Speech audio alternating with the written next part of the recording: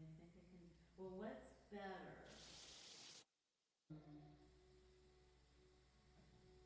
Whatever works for you. Okay. Well, because just in terms of timing, so I just sent you, um, which is what Arelis wants displayed while she's singing. Send it to my email. Yes.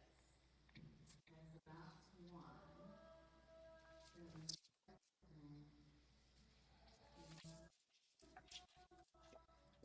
Then the second, so on my dump drive in 2026, and let me just show you a little bit.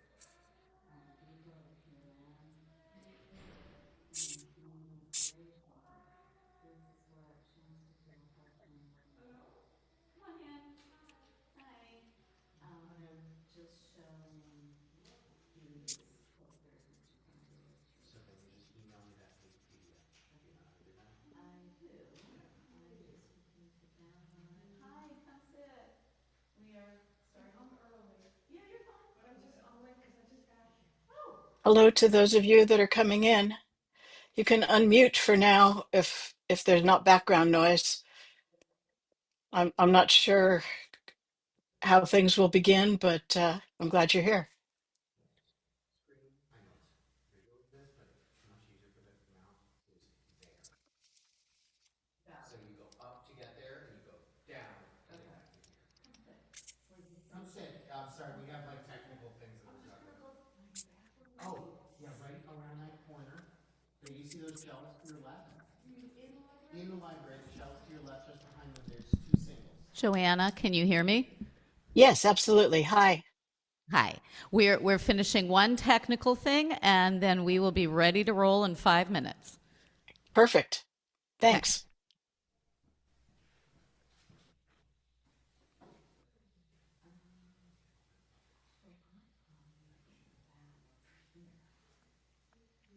Oh, so you're hosting from. Okay. So let's have this way, and let's have.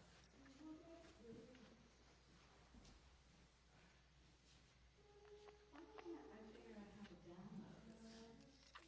And you're gonna have somebody help you with the microphone for the crowd. There's nothing going on for the crowd. Hold on. Okay. I'm going to be right back. So, I mean, I'm wondering whether we just want the camera to be. Is it helpful for the Zoom to see them? I'm thinking, how hybrid is this? Okay, going into Zoom. What are you doing? Going into Zoom. Okay. So she's presenting, and will she ask them any questions? Potentially. Potentially. Okay, so then you want that camera, Yeah. and then Yeah, I don't move anything. I'm just deciding whether you want the camera that's on the computer instead of the camera that's pointing at the stage. Like just the camera that points at you, right? That's what you want. Well, no. So what we want is the camera pointing. We don't need the stage. Right. Well, I already have that camera pointing at them. There you go. Yeah. Yeah. So. I mean, I could do, you know what I could do? I could give you left and right. So.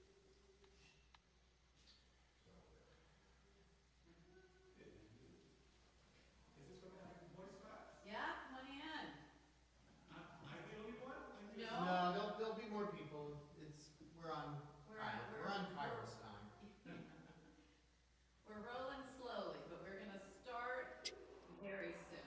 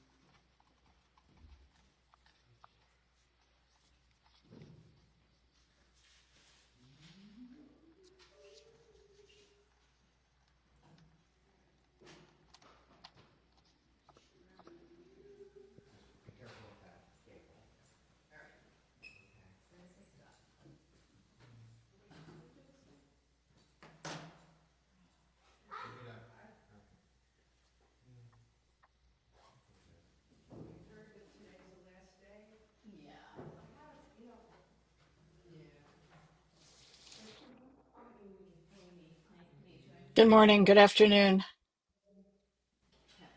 So, Joel, is this up? Afternoon here. It's on. Right, Let's bring it here. forgive me. Let's clear the mics. It's almost noon here. Not quite. Okay. David, do you want to come? I'll set you. Okay. Gee, I hope they're just late in coming. They're just finishing up the tech, and someone said that other people would be coming in, so we'll hope so. But It's that yet. Yeah. small is good too. It's not a 2-minute thing. Oh, Okay. sorry. Yeah. No. Any big change is a big change. So, To make a. you guys on Zoom, those of you who Yes. are coming into the room, come find yourselves a seat. And Joanna Kasdan is our presenter up in the right-hand corner of our, left-hand corner. I'm very dyslexic. Okay. The left-hand corner of our screen. And welcome to everybody else who is on the screen. In a moment, you're going to be able to see me and who is in the room. Great. And come on in if you are joining us and find a comfortable place to sit. No, that's what I just said. Joanna Kasdan is the presenter. She is in the left-hand corner. This is a hybrid workshop. So Joanna is in California. She will tell us more about herself in a moment. And is this being recorded? No. Yes. Yes, it is. Okay. So where do you... And if people coming in could sit more in the middle rather than on the edges, there's a more chance Do not know that I what can see you. fully, and they have no way to comment on it. Please communicate to them. Sorry, Joni. Yes, Yeah, that's much better. They don't. Thank you. No, they don't know. They don't know. They can't know. There's no way they can tell from what they're seeing. There is no way they can tell what they're seeing. I have to show you when you sit here. Yeah, no, she was just asking them to move there where she can see them. Basing it on something that I set up. That's based on not something that I. Okay. Yeah, it's like we're 2 minutes. 2 minutes. You can make critical comments. Yeah. Yes, I can help you in 1 minute. Okay. And Yeah, and absolutely. our hard stop time is a little before the next hour. Yes. Yeah. Okay.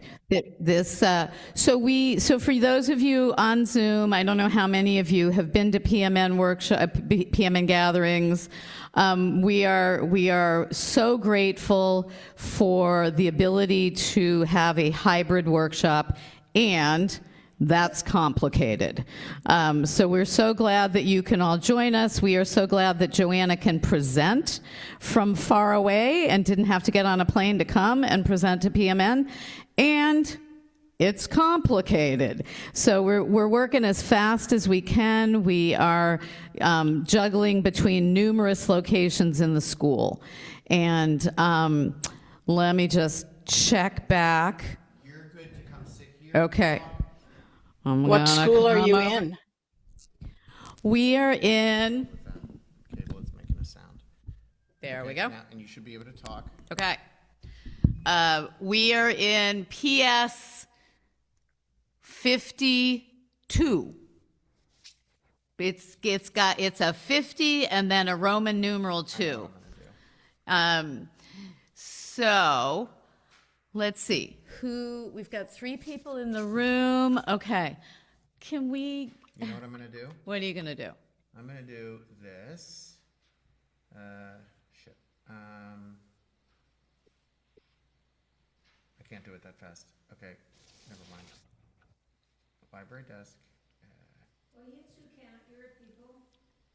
Yes. Okay, so here's the deal, Yeah.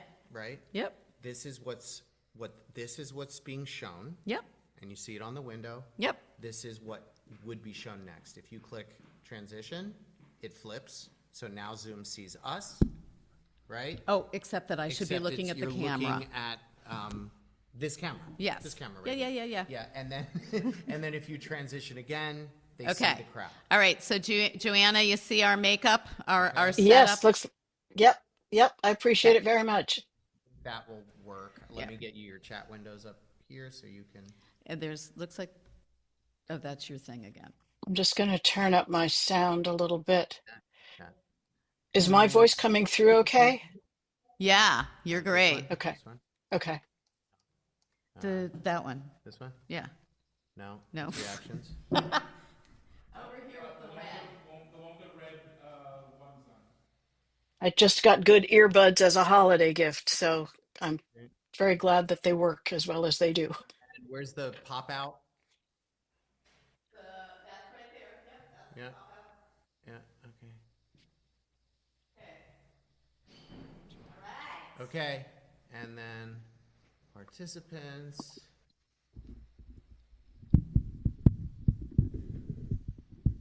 They'll hear you.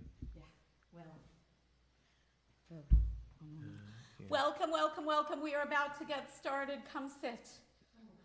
And if you can, come sit in this middle area so that Joanna in California can see you. She has amazing you know what I'll do? eyesight. I will put this in. Can you sit so that. How about this? So, do you see on the screen? Make sure that you're in the shot. Do you see the tiny little orange chairs? Make sure that you sit and visible. That's all. You're good, Judy. You're good. Judy, stay there. Judy's good. Oh, I see. And you're Amy. No one can sit farther than Amy on this side, but you're good. And you're good. All right, great.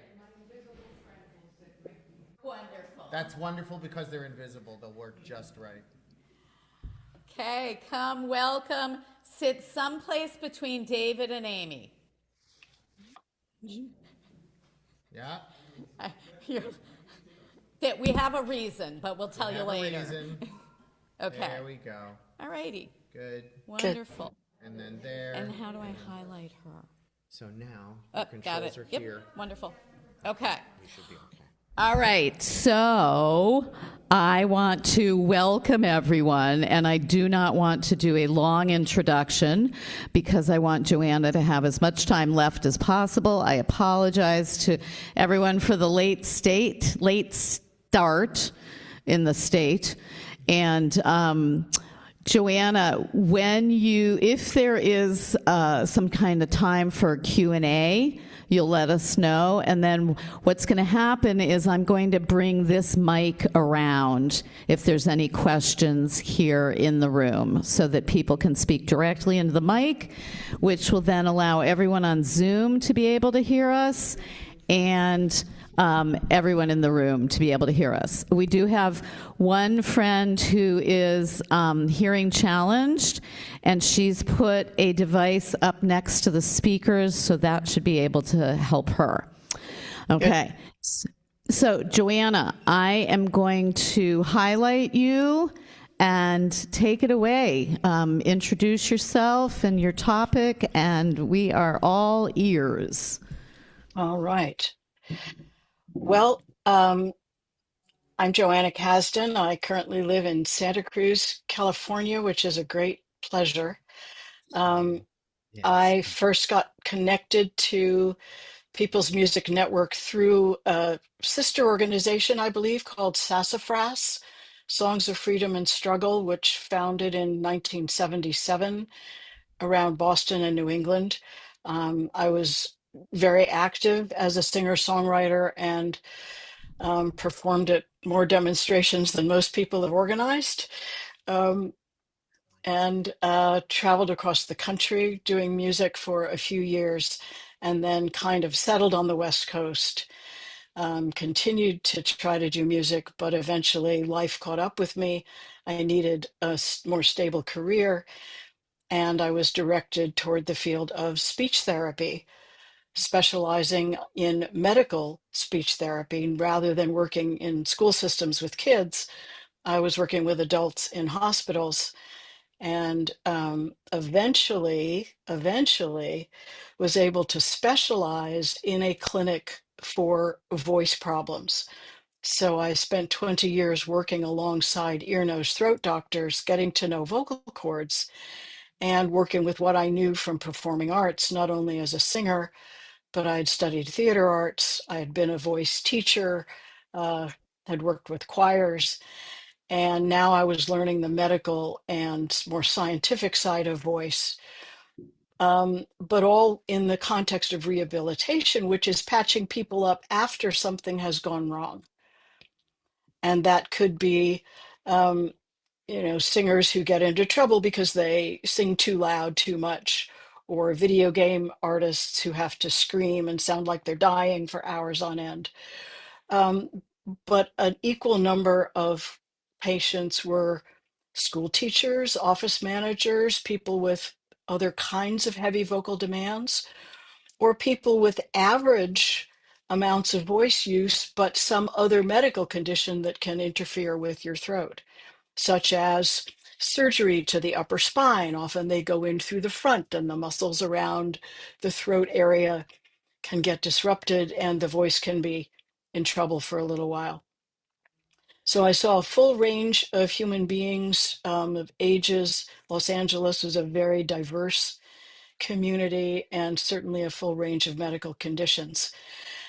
What I want to talk to you about today, though, is about how to stay out of the office of a clinic like that, because there's a lot that people can do to prevent vocal problems, certain kinds of vocal problems, um, and a lot of knowledge that seem to not yet get into the hands and the brains of working artists and working performers. And especially for those of you who are probably using your voices in a lot of different ways, not just singing, but talking, teaching, organizing, making phone calls, doing lots of different vocal tasks, and then wanting to have something left over to sing with, I thought it would be useful to share some basic information. There will absolutely be time for questions. Um, And my first question, maybe Joelle, you can help with this, is just to get a sense of how many people, either on Zoom or in the room, have ever had a voice lesson. And that doesn't mean just warming up with a choir, but actually going to a class or an individual teacher. So, Okay, a Joanna, few can you see hands. the room? I cannot. So can you just give me a quick head count? Looks like maybe half of the people on Zoom. So, Um, we have 6 people in the room, and 4 people are raising their hands that they have had a okay, voice lesson. that you've had a voice lesson. Did it do you any good? Put your hands up again. Those same 4 people are raising their hands. Well, good. What about on Zoom? How about the people It on look Zoom? it looks about the same. Okay. And yes, there's already a question in the chat about thinned and bowed vocal cords. This is normal as vocal cords get older, and I am absolutely going to talk about that, because it will be different than if you had a voice lesson. They probably didn't talk about what to do if the vocal cords are weak. They probably talked about relaxation, which is going to make things worse for an aging voice. We have to put more strength into the system. But that's getting a little ahead of ourselves. Um, Self-care, I think, starts ideally with a lot of demystification and basic information about the vocal cords. So I'm going to start with what they are, where they are, and what they do in our lives, because they do more than just make sound. If you put your finger on your chin and then trace down so you're underneath your mouth, and if you lift up, it makes it actually harder to feel what's going on. So keep your chin a little bit tucked down. Um, and then use your thumb, and if you feel underneath, right behind the tip of your jaw, you will feel some soft tissue that is underneath your mouth. And that's just you're kind of underneath your tongue. Uh, and that, I'm talking, and so I can feel the tongue movements. And if you move your tongue around, you can probably feel it from there. But that's all soft tissue. If you keep sliding back toward the main part of your neck, that tip of your thumb is going to run into something that's hard rather than soft. And that is a bone that runs around the very top of your throat and marks the very top of the voice box. Okay? Right below it, and pretty close below for most people, maybe a quarter inch or a half an inch below that, is what's called the Adam's apple. It's more prominent in bodies that have been dosed with testosterone, but every human body has one, and it sticks out just a little bit. I'm going to switch and show you a large size model of all of this. This is 4 or 5 times size. We're actually talking about a structure that's pretty small. But this is the bone that runs around the very top of the throat. It's called the hyoid. And for reference, the jaw would be way out here, and your tongue would be way out in front. So this is, again, very large scale, and it's sort of in this position. This is a thing that flops down when you swallow. Not going to talk about that. So the point of the Adam's apple, wherever you can feel it, and for most of us, it's higher than we expect, because there's another thing that gets lumpy a little lower down that is easier to find, especially for those of us that have not had large doses of testosterone making our voice box stick out. But anyway, your vocal cords are right behind that point, and I'm going to tip this toward the camera so that those white strips represent the vocal cords. They can open and they can close. They're on a pivoting mechanism. In real life, they're about a centimeter long, maybe a little bit more. So again, this is a small scale organ that's really important. And if we were going to look through on the way down, as I do when I was working with doctors sticking tubes in people's throats, you would be looking down into your trachea, into your windpipe on the road to your lungs. So the vocal cord, the most important thing to understand about them is that they are a valve in your airway. And more than that, they are the last valve. They are the last guard gate between the outside world and your lungs. So their day job, if you will, their survival job, we all have survival jobs separate from the things we do for fun. The survival job for the vocal cords is regulating your airway and protecting the lungs. If something, quote, goes down the wrong way while you're eating, it gets in there, your lungs don't want anything except air, and your vocal cords activate to cough stuff out. They also can open very wide. For instance, if you're exercising and you need a bigger amount of airflow, they will open wider. If you're holding your breath just for an instant when you swallow, or when a stinky street bus goes by, they have a lot of variation, and they're really, really sensitive to what's in the air. Now, right behind that whole mechanism is another tube, which is where you swallow.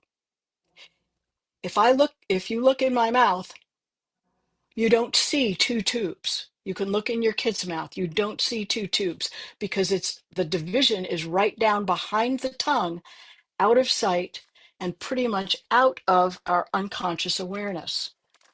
But it's a pretty important divide for the body to know what material coming in goes into the lungs, that would be air, and what is destined to be swallowed into the stomach, and that would be food, water, saliva, phlegm.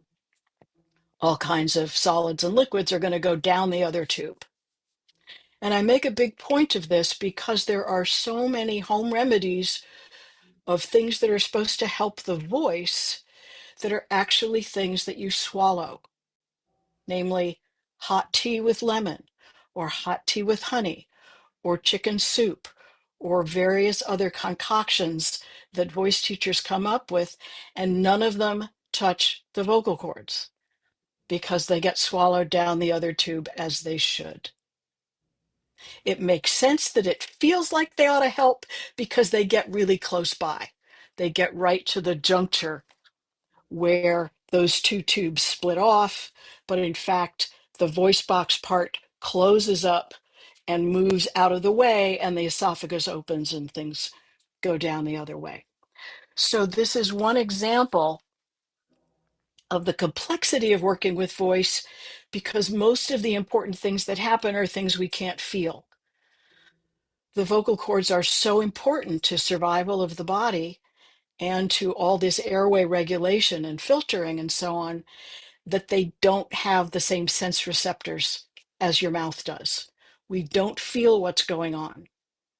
This is also why voice teaching can be really tricky and weird, and why voice teachers often use a lot of imagery, or maybe it feels like this, or indirect methods of trying to get you to do something, because we don't have the same neurological connection into the vocal cords that we do for instance, making a fist or learning how to play a musical instrument. Just give me some thumbs up if I'm making, and nods if I'm making sense thus far. Okay. I'm seeing lots of thumbs up. All righty. Are there any questions thus far?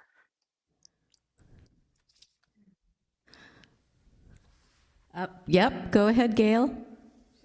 Yes.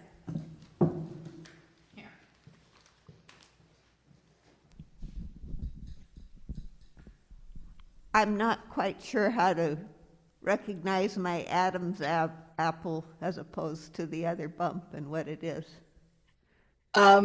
It's probably, Seattle, can you it's a little bit high in your throat, and it feels like a tiny little V with a point. But it's okay if you can't find it. It's not important. It's just a Okay. landmark for your interest. Okay. The mic up to your, when you're speaking, put your mic all the way. Anything else? Anything else while I'm with the mic? I just have a quick question. So I actually am a former speech pathologist, but the school speech pathologist kind. Okay. And I remember learning in graduate school vocal cords were sort of shown like a bow, and then they flap together. And your model showed it almost cut in half. Is that because it's just a half a section of it? Okay, so when they open and close, it is like a bow. Oh, all right. I always thought of it, it was always described like this, but it really isn't like that, is it? It's more No, like, no, it's a V. It's a V more like shape. a V. Okay. It's a V shape that opens. Okay. Yeah. Okay. Thank you.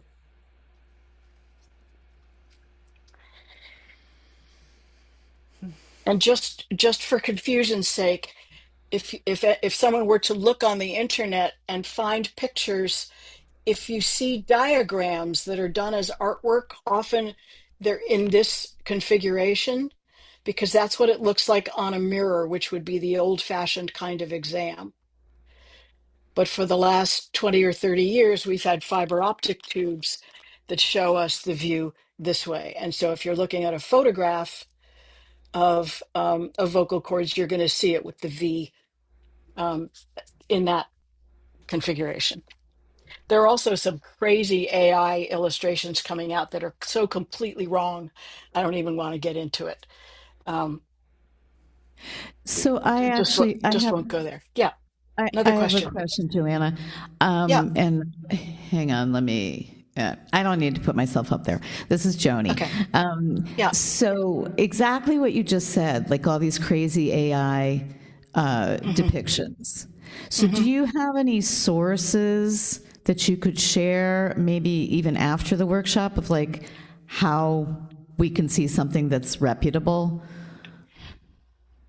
And if not, that's fine. It's outside the scope of the workshop. Blue Tree Publishing Okay. is a source for diagrams and illustrations. They have both photos and yeah, that's the first thing I can think of. Great. Anything that's an anatomical supply place or a medical source. But if it's just Joe's vocal coach site, David, I'll do. and it's probably created by a robot, and they just they say things like men's vocal cords are a different color than women's. How that's how you tell them apart. It's not. It's like or they just put things in the wrong place. AI hasn't figured out the throat yet. Okay, let me move on to some other information. Vocal cords are part of the airway, and they are very comfortable being used. They are designed to protect the airway, but they're also designed to make sound. Certainly, when an infant is born, it knows the difference between swallowing and breathing, and it knows how to cry to get people's attention. And as we develop more complicated language, we develop more complicated things to do with our voices. And if we hear singing around us, there are natural abilities to sing, to use pitch, to strain and stretch. The vocal cords are able to do all kinds of wonderful things with or without training. But what are the fundamentals for keeping them healthy? If you've heard anything about good voice care, you've probably heard that you should drink a lot of water. And that's absolutely true. Not because that water touches the vocal cords, they don't get watered by it, but because the cells inside them happen to be very sensitive to the level of hydration in the body as a whole. So if you see someone who is on stage and they've got a water bottle with them, they're moistening their mouth, but their vocal cords are benefiting from what they drank 2 hours, 4 hours, 8 hours ago or the previous day. It's because the water that we swallow then goes through the digestion and through the kidneys and through the bloodstream and the cell layers inside the vocal cords that need that plumpness and fully hydrated state will get it after the fact. So the idea for drinking plenty of water is to drink plenty of water continuously through the day to make it part of your lifestyle. And of course, many people are doing that already. But I'm just validating that, yes, if you've heard that that's good for your voice, it is. It's good for a lot of other things too. Vocal use is also a good thing. Unless you feel hoarse or you're ill or you've actually strained your voice, vocal rest is something to use in careful small doses. So we want a balance between the amount of use and the amount of rest. And I'll come back in a moment to the sort of first aid recommendations for if you're sick or strained and you still have to do a show, because I do have a kind of first aid kit. But under normal circumstances, the vocal cords can handle a certain amount of use. Now, how much depends on the individual. Some vocal cords are very robust and they can do gotta dance all day long. And people with that kind of voice are often going to go into jobs like school teaching or singing or organizing, where group leadership and a strong voice are helpful. Other vocal cords are more delicate, and they're really good for singing Baroque art songs or perhaps counseling one-on-one, but they're just not as robust. And just as our noses and our ears and our hands come in all shapes and sizes and individualities, so do vocal cords. So getting to know what your own voice is good for makes a difference. How much warming up is good for you, how much rest is good for you, and so on. It's when those norms change and suddenly you used to be able to sing certain notes and you can't anymore, and it's not because you're sick. Or you used to be able to be heard in certain kinds of settings, and now it feels more effortful and your whole body gets fatigued from trying to push your voice. Those are the kinds of warning signs that might indicate going to a doctor, going to a teacher. Maybe go to a teacher first. If they can't help you, then go to a doctor. But under normal conditions, a certain amount of use with strategic rest in between. What do I mean by strategic rest? It means that if you're singing a full concert with 2 sets, do not do your meet and greet chatter before the show or during your break. Wait until afterwards when the singing is over, but give yourself a chance to warm up before the show and to rest a little bit in between, rather than going out into the bar or the club and socializing with people during the break in the sets. Just simple strategies like that. If you teach school and you have a 5-minute break between classes, try not to use that talking to your peers. Take 5 minutes of quiet time and catch up with the other teachers at the end of the day for non-essential talking. So it's kind of pacing yourself. Even 5 minutes of rest gives the surface layers of the vocal cords a chance to replenish and metabolically clear out and get ready to do the thing again. Quality of air makes a difference. If you have allergies, that's going to affect your voice. If the air is very dry, as it sometimes is here in California, that can affect the voice. So a certain level of humidity is helpful, as long as it's clean humidity rather than mold. So singers and other voice users generally are more sensitive to what's in the air and have a right to be more sensitive to what's in the air, and maybe wear masks more often, not just for infection control, but to keep the area a little more humid and to protect yourself from pollutants that are there. The overall health and stamina of the rest of your body is important. So getting regular exercise, especially the kinds that make deeper demands on your breath and that keep your shoulders and rib cage active, and maybe a little bit of core strengthening and stretching. So yoga and Pilates and Tai Chi and aerobics that are then followed by some stretching. Those are the kinds of physical exercise that keep your body strong and also help the breath mechanics underneath your vocal cords work well. Swimming is excellent because of the breath rhythm that's kind of built in and the way that the entire body gets engaged, as long as you're not allergic to the chlorine or the other chemicals, which you're also inhaling while you're in the pool. So regular exercise, regular hydration, strategic amounts of vocal rest, and knowing a little bit of how to warm up. And we'll get to that in just a minute. But again, I'm going to pause for questions, and I invite questions about any of the lifestyle sort of general things that you've heard. What are the old wives' tales that you've heard are as good for your voice? And maybe it is, and maybe it isn't. Let me do some troubleshooting now.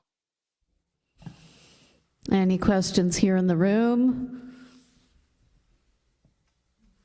Surely somebody's been advised a certain kind of tea or soup or something that's supposed to help. No questions? Yeah, no. Okay. My best friend has sung in concerts. Wait 1 minute. Okay.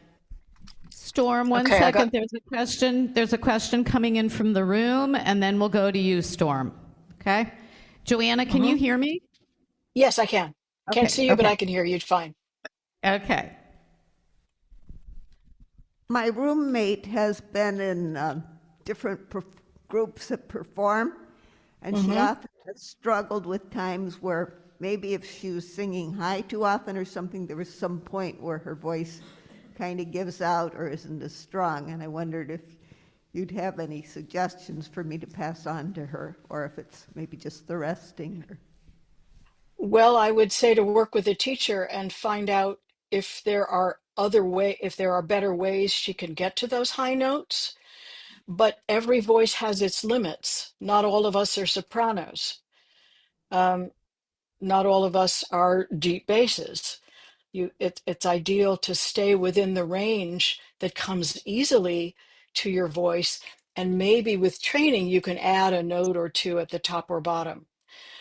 But if someone's in an ensemble and they're being asked to do something that just doesn't fit the voice, then the issue is about boundaries and negotiations within the ensemble.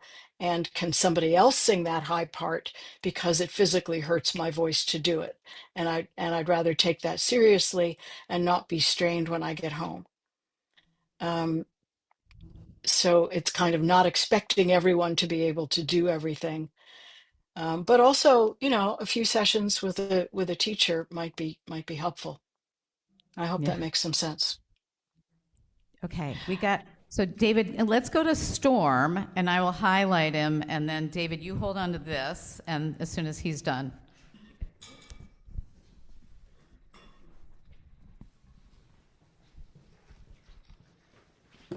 Storm, go ahead and unmute. Okay. My question was, are there certain foods to avoid? Great question. Great question. There's an awful lot of lore about what to eat for the voice. As I've said, the immediate things that you eat go down another tube and don't touch your cords. But there are some concerns. Most specifically, because the back of the vocal cords is right next to the place that you swallow, if material from the stomach comes up too far, this is what we call acid reflux. If it comes up all the way, it's going to hit the vocal cords and irritate them. And so there's a crossover in that way between the digestive system and the vocal cords. So in general, people who take their singing seriously are also extra careful about managing reflux. And that means not having a really big meal before you go to bed. It means minimizing alcohol, raw onion, certain other things that are known to stimulate reflux, and especially avoiding those things right before you sing. It's best, again, not to have a big meal right before you sing either, because if the stomach is full and busy, that's going to interfere a little bit with your breathing, which is more of a mechanical thing. But acid reflux is the main thing to avoid, as well as alcohol generally is I'm losing the word, dehydration, a diuretic. Alcohol will stimulate more reflux and take more water out of the body. So it's really not a good idea to drink a lot if you're a serious singer. Caffeine products used to be believed to be a diuretic, but it's now been shown that that's not actually true. So they're a reflux risk, but not a diuretic risk. It's one of the things that I changed when I rewrote my book last year. General good nutrition, but smaller meals than typical, with a general sense of precaution about reflux, and anything else that is personally hard for you to digest. So I wouldn't say that a vegan diet is perfect for voice, or that a heavily protein keto diet is perfect for voice. You have to know your system, what you digest and process well, and then have smaller meals through the day so that you're never totally bursting full when you need to sing. Okay? That's great. These are really common, good questions. Louise, also, I see a hand up. Yeah. Yes. So I teach voice, and Good. I have always heard that vocal warm-ups are, fine and dandy for the teenagers, but for the little kids, don't don't do vocal warm-ups, and I don't, because I had always heard that they were not necessary and could be harmful in the developing voice box. That's not necessary to do vocal warm-ups. What is your professional opinion on that? Boy, I'm not an expert on working with kids. I would agree that most kids talk enough that a They're vocal warm already up is warmed not up. that They're necessary. They're already already warmed up. warmed up, That's right. That's right. but a few minutes of sliding through the range and getting the top of the range warmed up, because we don't use that so much when we talk. Right. And I would do some physical whole body warm ups to get the breath connected. Mm-hmm. And so theater games and running around and wiggling, which is what I do with adults anyway, to get the body and the emotions connected, and then get the voice connected to that. But that's 5 or 10 minutes. It doesn't need to be da da da da da da da for ages and ages and ages. Okay. Very good. Thank you. I will say that in general, my bias is towards short warm-ups. To me, the warm-up is getting the instrument ready. And as I've just said, it's about feeling the body, feeling your feelings, because that's what's going to come out when you sing. And a little bit of work into the range that we don't usually use when we're talking, which means the higher notes. However, I want to show I want to show everybody, this would be a good point. Joanna, we have another question here Oh, in the another room as immediate well. question. Sure. Yeah. Go, fire Okay. away. Hi, Joanne, David. Mhm. There's always been this suggestion that we use honey versus refined sweeteners. What's your view Okay. on that? Your Did vocal you hear cords that? don't care. Your vocal cords don't care. They don't want any of that touching them. So it's up to whatever the rest of your body prefers. So they're just trying to sell more honey. Yeah. They're just trying to sell more There's honey. there's an awful lot of vocal remedies that are pitched because somebody wants to sell you something, not because they actually do any good. Most of them are harmless, but they're based on this folklore that things that you drink touch your vocal cords, and they just don't. Correct. Sad but true. Okay. So in other words, this is Joni. So in other words, the honey might be good for your overall system and therefore also your vocal cords, but it's not Right. specifically good for your vocal cords. Correct. And it Okay. feels good in a part of your throat that feels like it ought to be close to where your vocal cords are. So the instinct of if I do that, it might touch. And at the moment that you swallow, your vocal cords stay way out of the way because your lungs don't want honey in them. Your vocal cords are the bouncer at the gate, keeping that stuff out. But whatever Wonderful. kind of honey you like, or lemon in your tea, honey in your tea, both, I don't care, because your cords don't care. Okay. Great. So you were about to tell Yeah. us, segue into Yeah. something else. Let's do a few exercises that I consider pre-warm-ups, where they kind of warm up your system, if not your voice. But I often start with these after we've wiggled and stretched, and I'm going to assume everybody's had a little bit of body movement today. Oh, But yeah. if you think of something that you love to smell, this can be a flower or a food or a place or a person, but think of a very specific favorite smell and take a big breath through your nose with that image. Singers call this smelling the rose. But there's a special way that we inhale, and then just relax and let the air out. Don't hold your breath at any point. There's a special way that we inhale to get the maximum amount of a favorite smell. And it kind of opens up the back of the nose. You might feel a dilation, like a parachute or something, way up in here as you do that kind of breath. And it actually opens and stretches some things deeper down in the throat as well. So that's a really nice way to start a vocal session, is with just a deep, fragrant sniff through your nose. And try it one more time and notice if it feels like your voice box might drop down. There's something in your throat that gets low, even though most of your awareness is up at the top of your throat. Can anybody feel that? The question about deviated septum in the chat. It does not affect very much, other than it may make it a little harder to breathe through your nose, but we have the mouth available as well.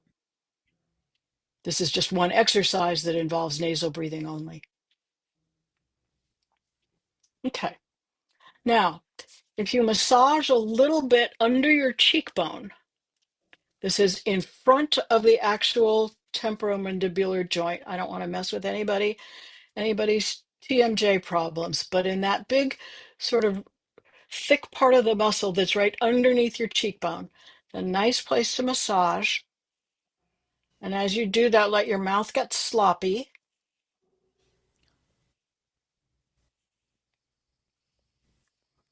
And then invite your jaw to hang a little bit lower than it otherwise would.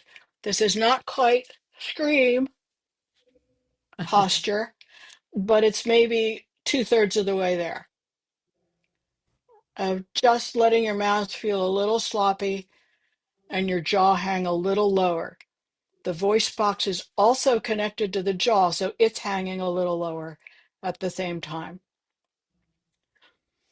And with that same feeling of lift at the top of your nose and then lowering around the jaw, I want you to slide your tongue forward slowly. You can breathe as you need to. There's no special breathing pattern with this. And if you keep sliding your tongue forward, there's going to be a moment when you try to kind of crook your neck to get the tongue out further. And that's too far. That means it's too far. I want just the tongue without the neck. But there should be a point where you feel a kind of stretch, subtle stretch at the very back of your tongue. You really feel where the back of your tongue is.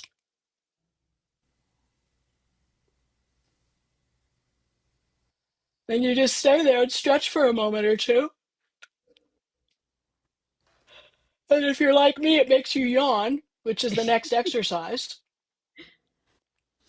So get as close as you can to a real yawn, either by stretching your tongue or by stretching all the inside back part of your mouth.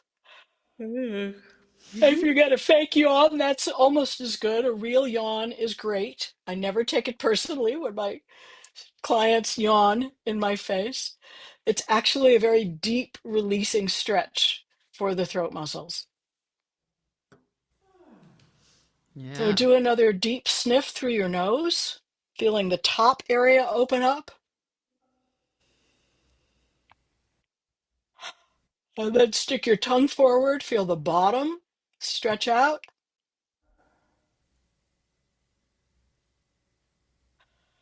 And then a big yawn that goes as wide as you can. It opens up everything else.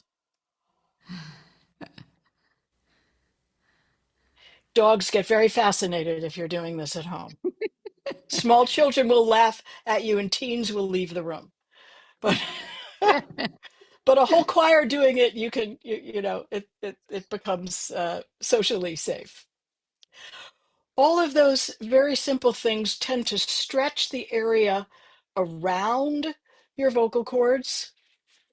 They open up some space that you can use to resonate and get a little more sound out, which I'll talk about in just a moment more.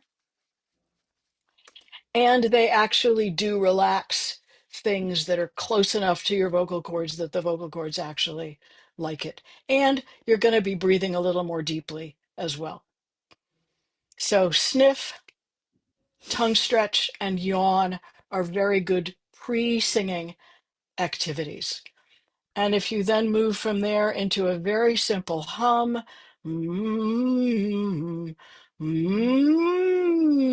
either sliding or a simple what's called an arpeggio of separated notes, either one, but a very gentle hum that's just enough energy that you can feel it buzzing in your lips.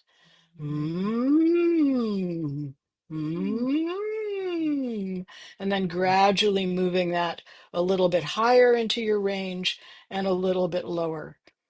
And 5 minutes of that, and you should be ready to begin to sing. Doesn't mean you're ready to go on stage. It means you're ready to start practicing your material and then solving any vocal problems that show up as you actually sing.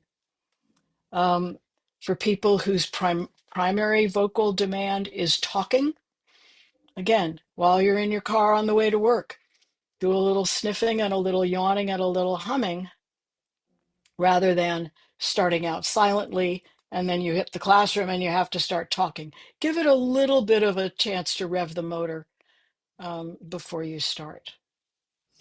Joanna, I've got a Yeah, question. Hang on. sure. I'm going to come on camera if I can. Oopsie. I'm not going to come on camera because I just Okay. moved something around. So you were talking about this as warm-ups. So these are warm-ups for your vocal cords?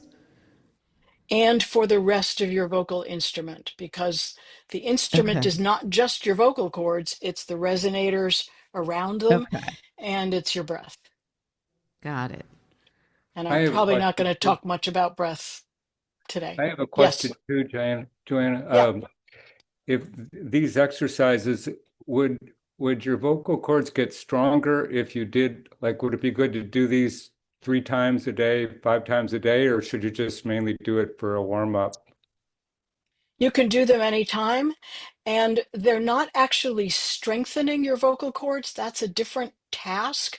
This is loosening, stretching, getting some blood flow, getting some metabolism going so that you're not at a cold start. Okay. All right. Thank you. And yes, you can do a 5-minute check-in, stretch, and hum anytime during the day. Start in the shower where it's nice and humid. Is a good sort of two for one. I'm looking at the time. Let me switch over and talk a little more specifically about older vocal cords. Because what you will hear, what you've heard from me so far, and what you will hear from the average teacher who is not a speech pathologist, and even some who are, is that the most important thing for the voice is to relax and to not feel it working. Those of you who've been to singing lessons have probably heard that the idea is always to relax the throat and to not feel that your vocal cords are working hard at all. That you're working in your breath, you're working in resonance, you're working in intention, interpretation, a lot of other things. Once we get past midlife, that is past age about 55, the vocal cords go through changes like the rest of the body. And just as the main advice for those of us in this older age group is, yes, it's good to go to the gym and actually lift weights and actually get things stronger and bulkier in the body. That's true for vocal cords as well. Because older vocal cords become thinner and a little stretchier. And if you just relax, like the young people's lessons would tell you to, you're going to sound worse. And if you say, oh, my voice doesn't sound very good, I should be resting it more, you're going to sound worse. And in fact, this is a time of life to get relatively aggressive with voice use and with voice exercise. That doesn't mean to go for hours and hours, but it does mean to exercise and warm up in a different way. You can still do the sniff and stretch and yawn to get in touch with your throat. But then after you do a little bit of humming, it's really surprisingly helpful to do what's called a glottal stop, which every other teacher will tell you is a bad thing. It's the where I'm holding my breath for an instant before I make the sound. All of you try it. It doesn't sound pretty, but it sounds strong and abrupt. It's like the moment before you cough. Uh, Uh, uh, uh, uh, uh, uh, uh, uh, uh, uh, uh. uh. You can do it. You can do a musical pattern with that, or another vowel, e, e, e, e, e. But there's a sense of pressure in the throat, and there's a sense of effort, and there's a stronger vocal tone that comes out. And for older voices who are willing to go against all your other conditioning that stuff's supposed to be bad for you, once you're over 55, it's the best exercise possible in small doses. You might just do a minute of that kind of vowel practice, see how you feel. The next day, try 2 minutes, or later in the day, try 2 minutes. You can build up to doing 5 minutes a day, or 5 minutes twice a day, or while you're washing the dishes, throw in a few more little grunts. Sing your favorite song. 1, 2, 3, 4, 5, with that feeling of pressure and of using your vocal cords to actively hold back air in your throat. That forces them to come together more firmly. It builds, I think, a little bit of muscle tone, but it certainly rebuilds the neurological connection that will help to keep your vocal cords strong. And whoever was asking earlier in the chat about thinning and bowing vocal cords, that's what will help. It does the opposite of thin and bow. It actually thickens and pulls closer together. The corollary is that if you're in a choir of mixed ages and the choir director says, everybody relax, take a big breath, and use a lot of breath. If you're over 55, you can use plenty of breath, but you've got to be managing it in your throat as well. Otherwise, it's like a sail that's flapping and the wind is too strong. You're going to get exhausted and you're not going to get any better sound. So you have to kind of modify the instructions that are being given to younger people and say, no, what I really need to do is squeeze a little more in that vocal valve, hold back my air, and shout. Get the feeling that I'm shouting a little more aggressively and holding back. And that's actually going to pull the vocal cords into a better level of conditioning. That is how I do my own warm-up these days.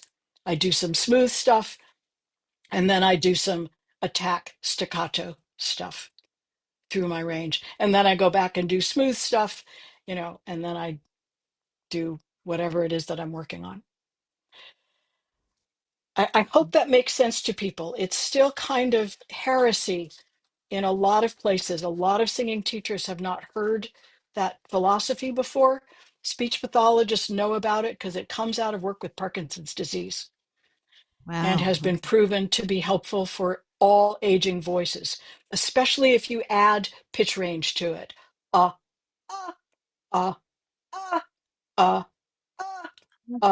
Again, I'm not trying to be pretty while I'm doing it. I sound like the worst seagull that's here on the Santa Cruz Wharf.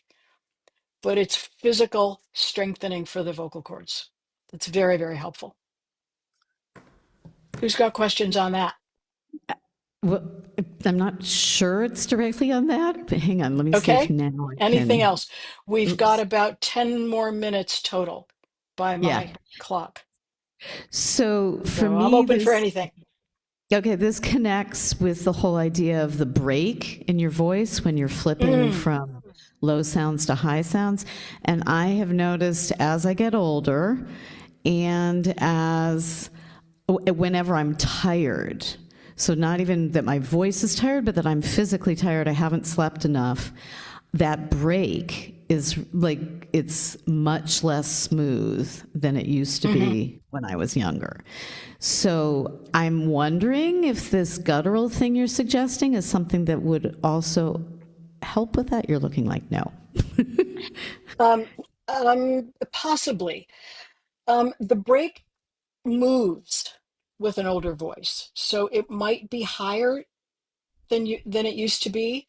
You might stay in your chest voice a little longer if you're going up in a scale, and certainly negotiating it feels a little different and does take a little extra attention. If the voice is tired or you're tired overall, your chords are probably either a little slower, a little swollen, or a little dry, and nothing is going to work well. Okay. And so this comes back to the notion of really taking care of the body and the physiological voice as the underpinning for being able to do what you want as a singer. You know, there's this stereotype that singers are such divas. We're so careful about not getting a cold, and we're so careful about what we eat and drink. Well, guess what? We have to be.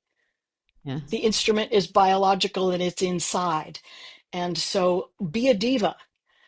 Say, you know, I've got a concert tomorrow night. I'm not going to go out with you in a loud restaurant today because I have to sing tomorrow. I need to get my sleep, and I can't use my voice over this kind of noise. Be a little bit of a diva and let people tease you about it, because they don't have to sing and you do. Right. David's got a question. Great. What is the cause for phlegmy vocal cords? So I notice that sometimes when I'm singing, especially just starting out, there's some stuff that just sits right on the vocal cords, and until I go through a couple songs or something, and then you can hear it now, and then it goes away.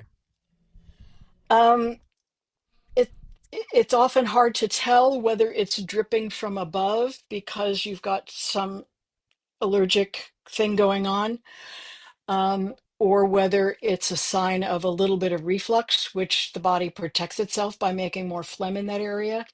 You might try gargling before you sing. Drinking water throughout to loosen those secretions and get them out of the way, or just tolerate it. Throat clearing is not evil, but most likely it's only going to help for a split second, and then if there's gunk, the gunk's going to come back. This is the perennial singer's question. If you are phlegmy a lot, I would, get a consult with your doctor and see if there's some over-the-counter allergy spray or something else that needs attending to in the overall health of the system, so that you're a little less phlegmy to begin with. If it's there at the beginning of the singing, try to sing right through it rather than be preoccupied with it. Thank you. Yeah. Okay. Are there more questions? Hang on one second. Are there more questions on Zoom? Yes. Does anybody? Louise, yes. Go ahead. So we've often been told and found out personally in females as we get older, our singing voices get a little bit lower. Yeah. Is that something that any exercises or anything can counteract, or is that just part of getting older and we just accept that we sing slightly lower than we used to? It's a shift in the endocrine system. Huh. Yeah. The idea is to keep your voice as healthy and flexible throughout its available range, and that available range will change over time. Singers like Barbra Streisand, Barbra Streisand doesn't sing in the same key that she did 20 years ago. She might do the same material, but she's pitched it down a bit. So has Joni Mitchell. So do the gospel singers.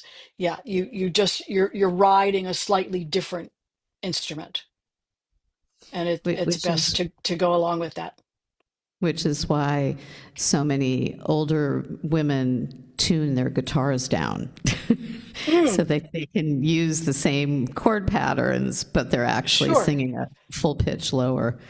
We Yep, have one more that's question, I that's think, here in the room. Yeah, Gail. okay. Gail, Yes. right up against your mouth.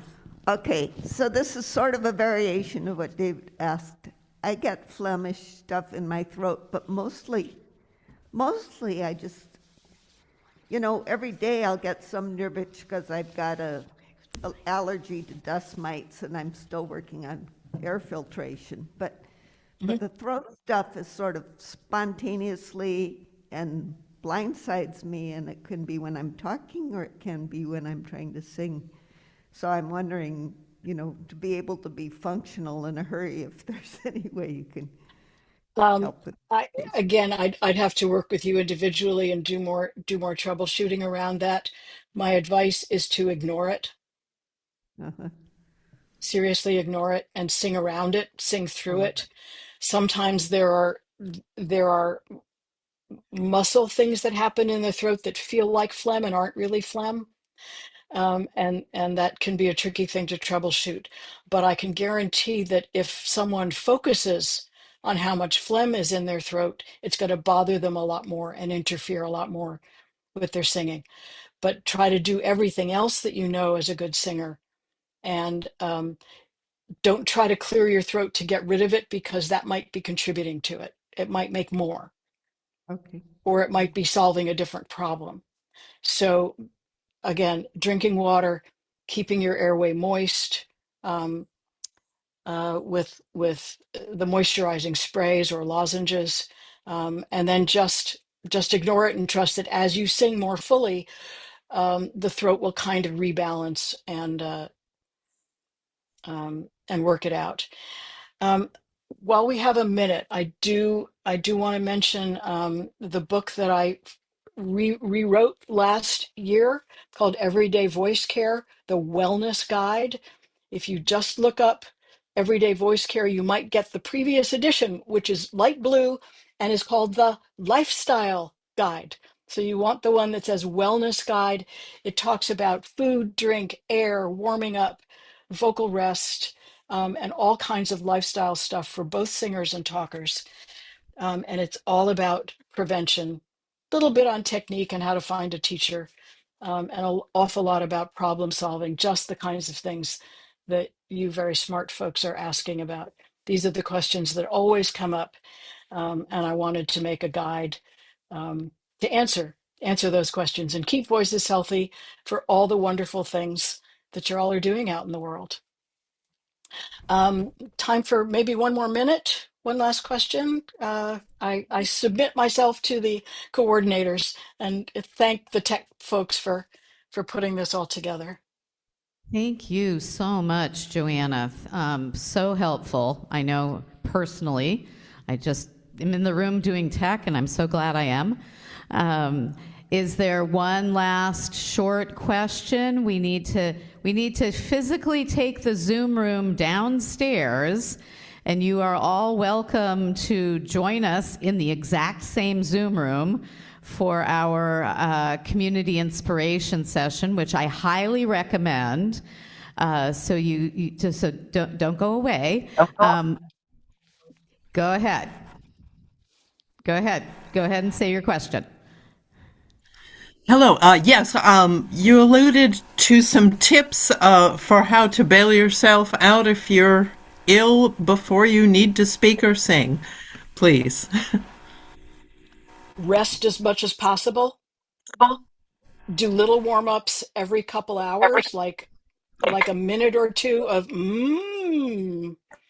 but otherwise rest your voice, hydrate, sleep, and get somebody else to substitute for the gig is my best advice, rather than trying to push through and do it when you're ill, which is the best recipe for further vocal damage. I just wanted to chime in here. I'm not one of the facilitators here. But I am a former speech pathologist. And on the subject of throat clearing, I'll never forget my professor in graduate school who gave the best advice ever on throat clearing. If you need to clear your throat, do so silently, noiselessly, because if you clear your throat loudly, you are doing damage to the vocal mechanism. So try to do those Not silent. that it's not so true. It's not so Oh, true. it It's was not so 40 true. years ago. Yeah, It was 40 years ago, her it was advice. lore. That was her. It was lore. It's a sign if someone's clearing their throat off a lot, it's a sign that they need to go to the doctor and figure out why they're so phlegmy. But I wouldn't go Well, nuts thank you with whether you you're for doing it or not. thank you for clearing that up. No pun intended. So we need to say goodbye. And Alrighty. thank you so much to Joanna. so much. And we're going to physically move this Zoom room downstairs. And thank you to those who joined us here in the beautiful library. And for all of those of you on Zoom, come back into this Zoom room in 20 minutes and for more inspiration. So we're going to say goodbye. Thank you. Okay, Joanna. bye-bye, everybody. Thanks for coming. Thank you.